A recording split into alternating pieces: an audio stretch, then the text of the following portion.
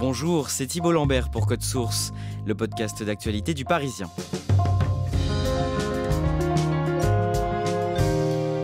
Marie Lemelin est une enfant illégitime.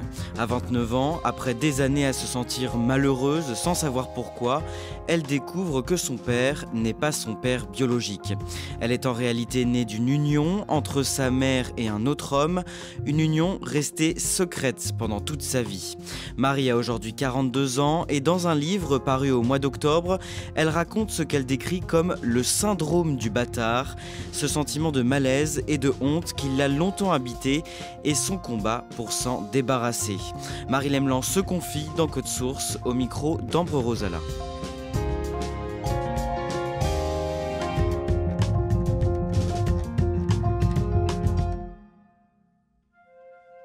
Marie Lemelin m'accueille chez elle en Belgique où elle vit depuis 3 ans.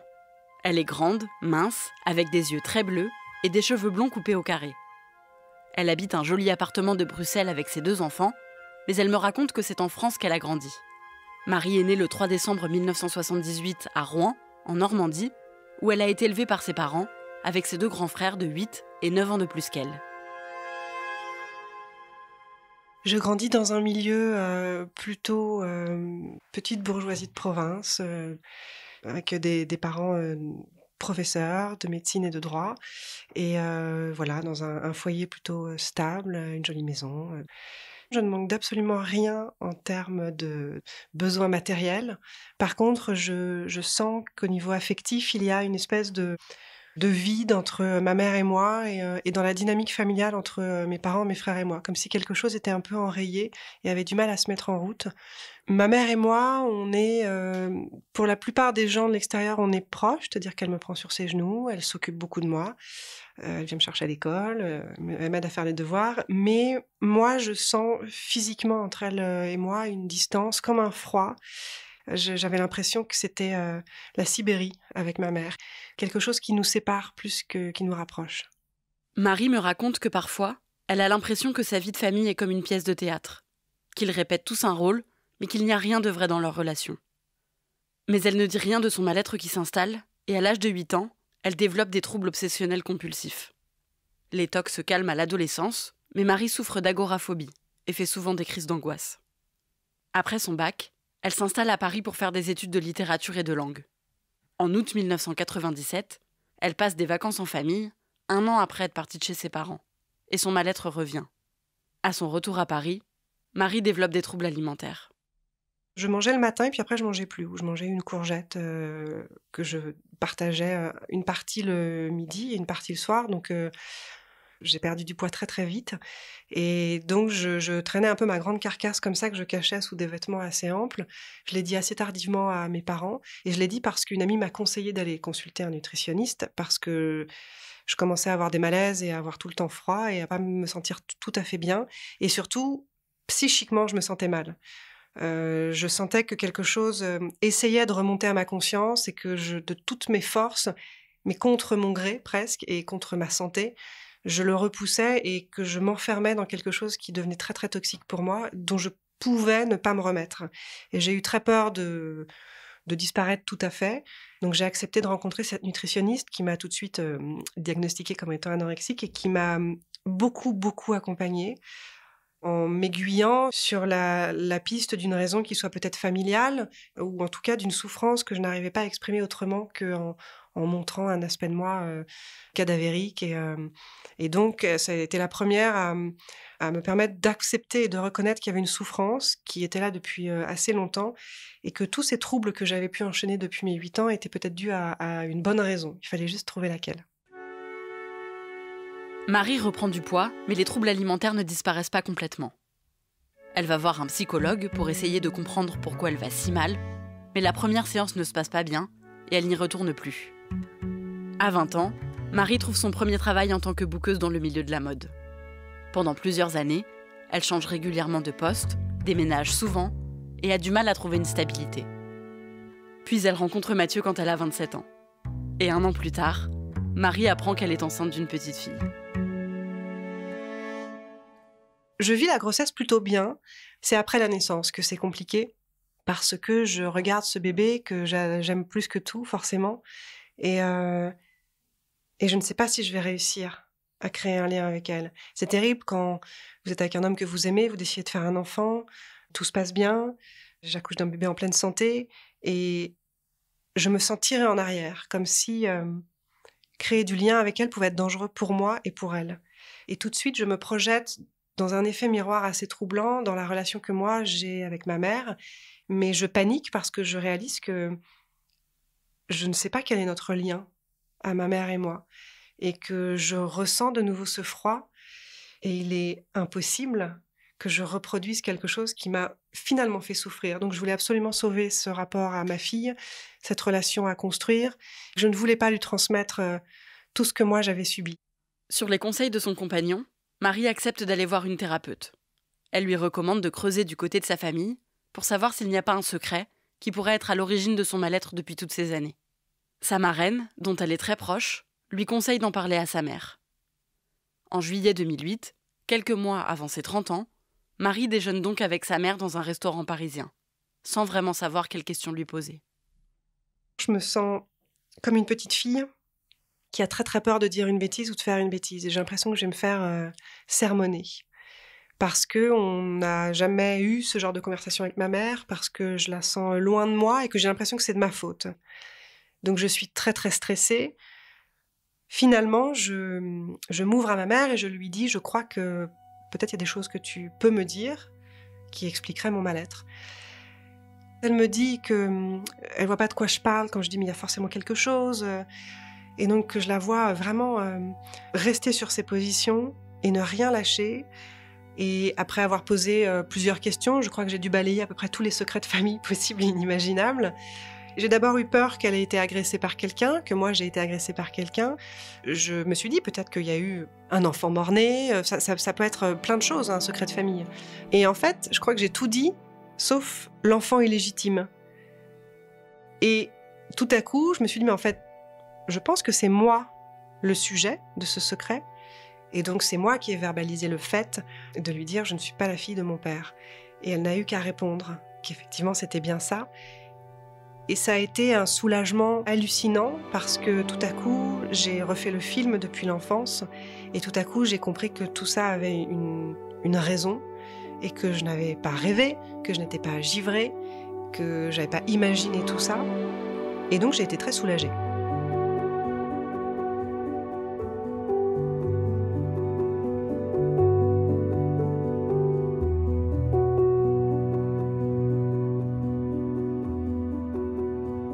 Dans ma tête, intellectuellement, je suis la fille de mon père, dont je porte le nom, qui m'a élevée. Ce n'est même pas un sujet.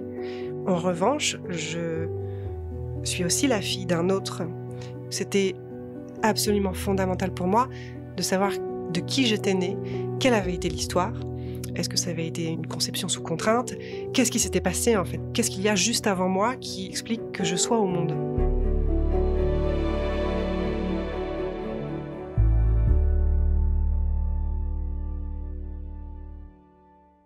Comme Marie insiste, pour connaître l'identité de son père biologique, sa mère finit par lui donner un nom et un prénom. Mais elle lui demande de garder le secret. Marie en parle quand même à son conjoint et à une amie, mais elle ne dit rien à sa famille, ni à son père, ni à ses frères, pendant près d'1 an. Jusqu'au jour où, rongée par le secret, elle finit par se confier à la compagne d'un de ses frères. Sa belle-sœur en parle au frère de Marie, qui décide de révéler le secret à toute la famille. J'ai attendu que la bombe explose et alors en fait, il ne se passe rien. Rien. Mon père m'a téléphoné et il n'y a pas cru. Donc j'ai tout de suite pris les devants en lui proposant de faire un test ADN qui a acté le fait que nous n'avions pas de lien biologique. Et hormis ça, il ne s'est rien passé. Personne n'est venu me chercher pour me demander comment moi j'allais. Donc personne ne m'a contactée. J'en ai parlé avec mes frères et puis très vite on n'en a plus parlé.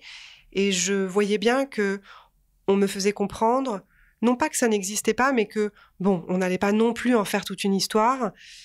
J'avais un père, basta.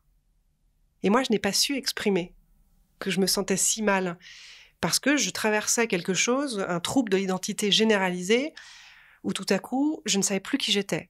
J'ai tout à fait perdu pied et j'ai eu l'impression que tout le monde me lâchait. C'est-à-dire que j'avais plus rien, plus personne. Et donc, j'ai pris la décision de m'éloigner de ma famille, de mon plein gré.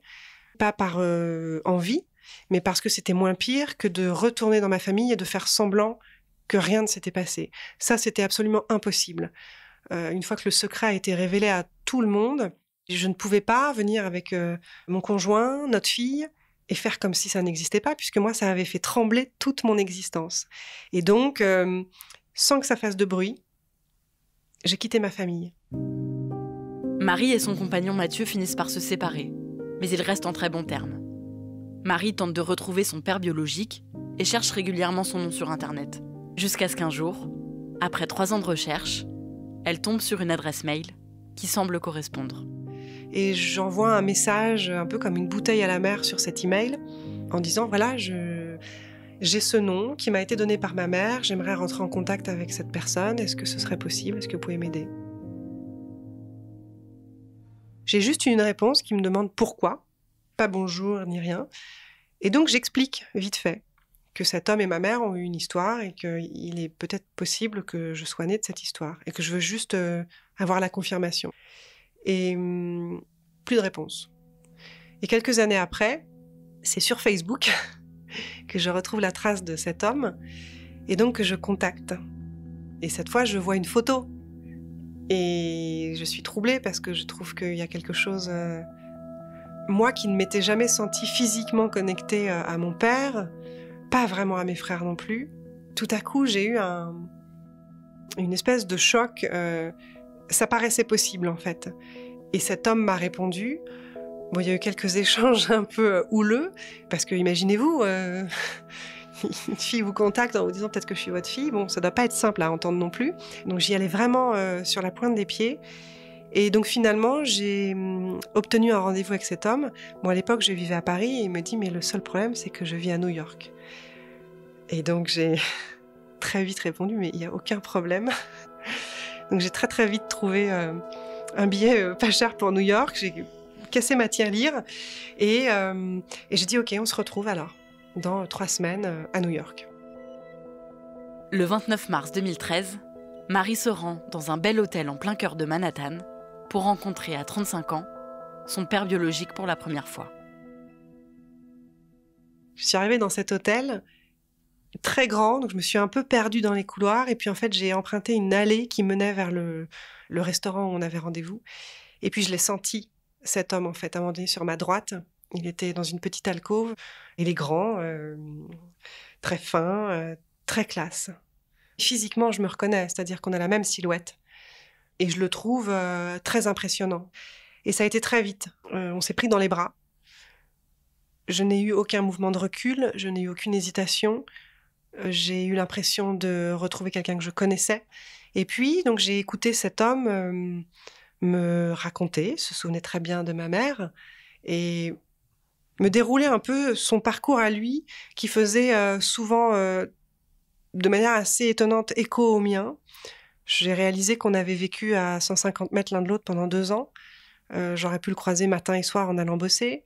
J'ai réalisé que j'avais fait des choix professionnels parfois qui étaient assez proches des siens, dans des univers où il y avait des similitudes en fait. Et puis voilà, on s'est quittés au bout de 3 heures et ce que je n'avais pas anticipé, c'est qu'il m'a proposé qu'on se revoie tous les jours pendant mon séjour. Et donc, cet homme m'a emmenée au musée, dans des restaurants, me promener. C'est comme si vous recolliez toutes les parties de votre puzzle. Je ne me suis pas dit, on va se retrouver maintenant... construire une relation, ça va être mon père. C'était pas du tout ça. C'était, voilà, je viens de là. Et ça va.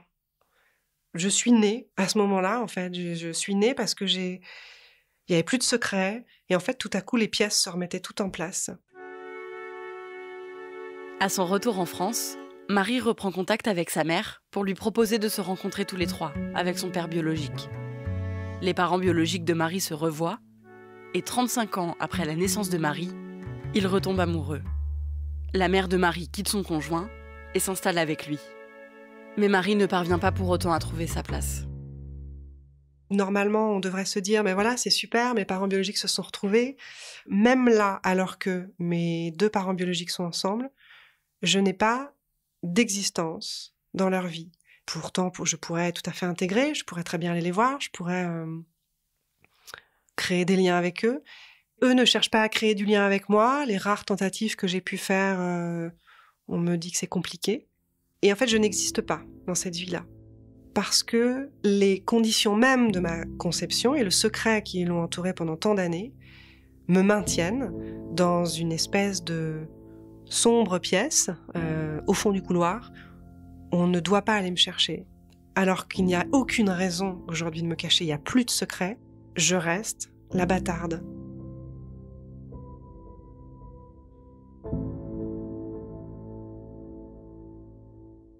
Marie ne veut plus avoir honte. Elle se lance à la recherche d'autres enfants illégitimes et rencontre de nombreuses personnes qui ont vécu les mêmes sentiments de honte, de culpabilité et d'abandon. Elle apprend aussi que son nouveau compagnon, Vincent, n'est pas non plus le fils biologique de son père. Elle décide alors de lancer, en 2018, Bande de bâtards, un site internet qui compile une centaine de portraits d'enfants illégitimes comme elle. Je me suis rendu compte qu'on était suffisamment nombreux pour avoir une bonne raison d'en parler et de le marteler, ce sujet, et de dire c'est pas un sujet isolé, ce sont des vraies considérations. Et moi, ça m'a soignée.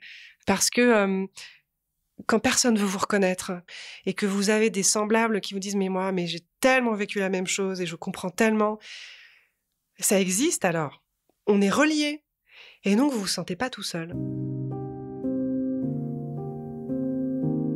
Donc, je vais bien parce que je suis très, très entourée, finalement, par toute cette bande invisible qui m'écrit, à qui je réponds. Et voilà, on forme un groupe, une bande qui me porte et qui, j'espère, permettra à d'autres d'être portés aussi.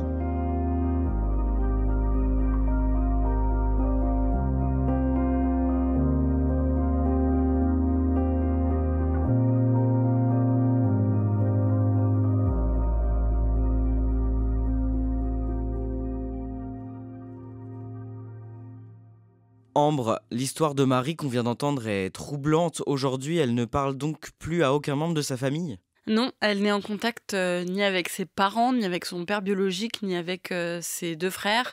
Ce qu'elle m'a dit, c'est qu'elle ne pouvait pas faire comme si cette histoire n'existait pas. Elle avait besoin d'en parler avec eux, mais eux ne sont toujours pas prêts à en parler avec elle et à l'accepter complètement.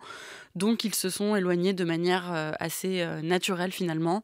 Ça la rend forcément un peu triste, mais ce qu'elle m'a dit, c'est que pour elle, aujourd'hui, sa famille, c'est ses deux enfants et leurs deux pères, Mathieu et Vincent, puisque même si aujourd'hui ils sont séparés, ils habitent tous dans le même quartier et Marie est restée très proche d'eux. Est-ce que son père biologique était au courant qu'il avait une fille avant qu'elle ne commence à le contacter ? Non, d'après ce que m'a dit Marie et d'après ses réactions quand elle l'a contacté, il n'était pas au courant. Ça explique d'ailleurs sûrement pourquoi il y a eu quelques échanges houleux entre eux, comme l'a dit Marie, et pourquoi il a mis un peu de temps avant d'accepter de la rencontrer. Parce qu'en fait, il s'est passé presque 2 ans entre le moment où Marie l'a contacté sur Facebook et le moment où il a dit qu'il était d'accord pour qu'ils se rencontrent. Tu l'as dit, Marie a 2 enfants désormais puisqu'elle a eu un petit garçon qui a 6 ans aujourd'hui avec Vincent dont elle est séparée. Est-ce qu'elle a déjà raconté son histoire à ses enfants ? Oui, elle en parle à ses enfants. Ninon, aujourd'hui, elle a 15 ans et Marie lui a tout dit de son histoire. Elles en parlent beaucoup et d'après ce que m'a dit Marie, sa fille est plutôt en colère vis-à-vis de ses grands-parents et de ses oncles. Elle est triste aussi parce qu'elle n'a aucune relation avec eux. Et en fait, Marie m'a dit que comme elle, Ninon ne comprend pas pourquoi les origines de Marie restent tabous dans leur famille. Pour elle, c'est très important qu'ils puissent en parler tous entre eux parce que ça fait partie de leur histoire à tous. Et elle ne comprend pas que ce soit pas possible parce qu'au final, dans cette histoire, il n'y a rien de grave. Merci Ambre Rosala et merci à Bérengère Lepetit pour son aide. Je rappelle les références du livre de Marie Lemelin, Le syndrome du bâtard. C'est paru chez Flammarion. Code Source est le podcast quotidien du Parisien, disponible sur toutes les plateformes audio. Cet épisode a été produit par Clara Garnier-Amouroux, réalisation Julien Moncouquiol. Si vous aimez Code Source, n'oubliez pas de vous abonner, de nous laisser des petites étoiles ou un commentaire sur votre application préférée. Vous pouvez aussi nous écrire codesource@leparisien.fr.